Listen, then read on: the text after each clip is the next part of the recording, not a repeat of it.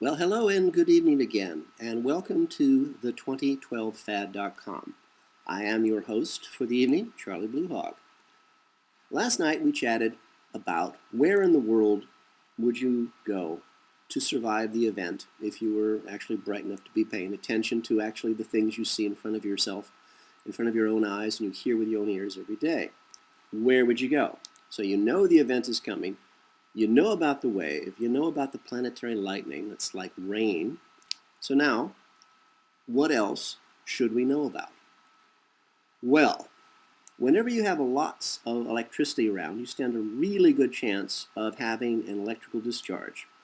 Lightning, for example, is an electrical discharge. If you drop a nuclear bomb on somebody, strangely enough, it gives out an electrical pulse, an electromagnetic pulse. Now, the U.S. government, all the governments know about the effect of the electromagnetic pulse, EMP, and have tried to harden their electronics against it. The Russians do the best job. They actually have gone back to pre-transistor technology. They actually use vacuum tubes in all of their fighters and in high-end military equipment. The Russians are very, very smart people. Technology, how do I say this? The transistor is something that you infest a planet with when you want their civilization to not to be able to peak. So anyway, imagine now you're in the event. Imagine that what this lightning storm will do to your car or your house, to you. It's raining lightning outside. Really good chance that you will short out. Now, imagine what will happen when you get a lightning strike from one planet to another. What will happen to your electrical and electronic machines, to your DVD player, for example, your computer, your refrigerator? Well, you kiss them goodbye. The electrical system in your car, gone. The flight controls in that jumbo jet you're flying in over the Atlantic, gone. That fancy heart-lung machine that's keeping Granny alive, gone. Your wristwatch, gone. So, now what? You've got the flip, the Earth's going end for end. You've got the wave, that wall of water, 5,000 feet tall, a mile tall, moving at the speed of sound. And you've got planetary lightning like rain outside. How do you keep going?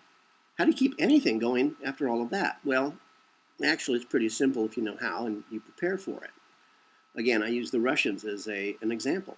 Vacuum technology, vacuum tubes, and variations of that, and you're fine because the vacuum tube is pretty much impervious to the electromagnetic pulse.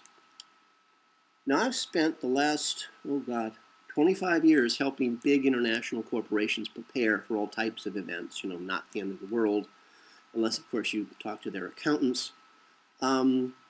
I've helped them prepare everywhere from 3 people to 50,000 people on new projects, on how to expand, how to keep the business running efficiently, how to save money while keeping people's jobs. And I write recommendations, and I write business plans and project plans, and I've done all of that. I have the references to prove it. Just look at my website, charliebluehawk.com. So I'm taking that knowledge to here at the 2012 FAD, and we have now an entire project plan detailed out. We have the financials scheduled out. We have the day-to-day tasks lists. We've got the key milestones identified, and we even have the key staff ready to step up and begin the work. All we are missing is you and your money. To be very blunt about it, unless you have money, you're not going to survive. That's pretty much it. Unless, of course, you're a Mayan Indian, way up in the mountains of Peru or, somewhere. And your ancestors have lived there for tens of thousands of years, and they just look at the rest of us like we're crazy, which we pretty much are. So unless you're one of those nice folk, or you've managed to buy your way into the village and, marry in, if you're a lowlander, like most of us are, you're gone, unless you have cash. You have 2 choices when putting your lives into our hands. One, you can become an active part of the project and be involved in every step of the process of saving your own life, the lives of your family, and preserving you and yours for the future. Or 2B, you can give us 50 million US dollars per family and go away. And we basically at that point turn into a real estate development project. You pay us to build you a home and to build you a future. So when you are prepared, you get on your Learjet or whatever, and you come down to us and you move into your ready-made future. It's up to you entirely. We're good either way. Personally, I'd rather have you involved on a daily basis on site so you know what you're up against, you know what you're going to be dealing with.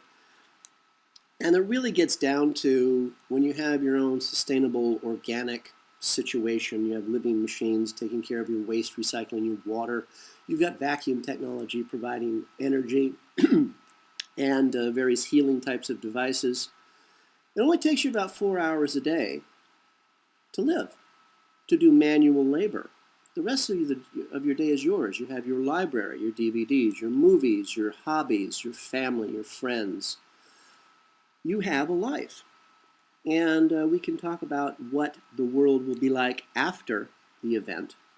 Because I promise you, the one thing that I do know, without doubt, without hesitation, is the world after the event will actually be worth living in. But only if you're there. And only if you are with the people that you love.